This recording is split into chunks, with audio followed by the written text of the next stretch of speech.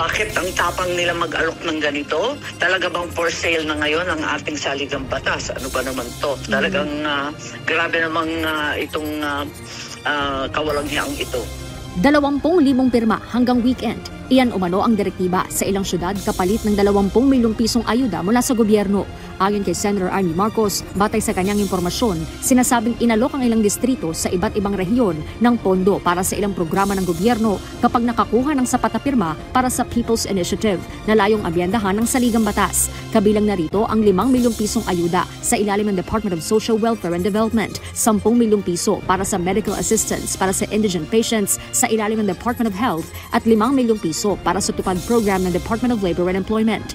Pinuutusan ang napakaraming bagong halal na mga barangay kapitan na mag-produce ng mga lagda na 20,000 by weekend para sila mabigyan nitong sinasabing DSWD, DOH at DOLE na mga goodies. Nang matanong kung sino ang posibleng nasa likod nito, sagot ng presidential sister, hindi ko alam. I clearly somebody na may talagang hawak dyan sa budget, ano? So we know that the power of the purse rests with Congress. So baka yung may access talaga at some semblance of suasion and control over the funds.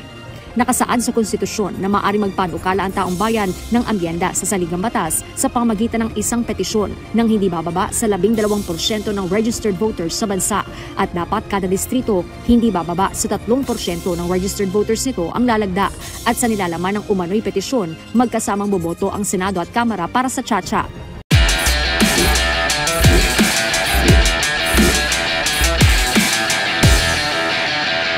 Sa taong bayan at hindi sa pilitan gamit ang pera. Kaya panawagan ng ilang mambabatas, mas imbestigahan ang issue at panagutin ang nasa likod nito.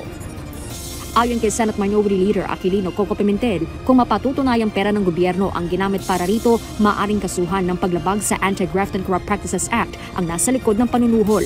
At ano pa man ang pinagmula ng salapi, giit ng senador, hindi ito tunay na People's Initiative dahil pera at hindi taong bayan ang nagtulak sa petisyon at hindi ito kinikilala ng konstitusyon.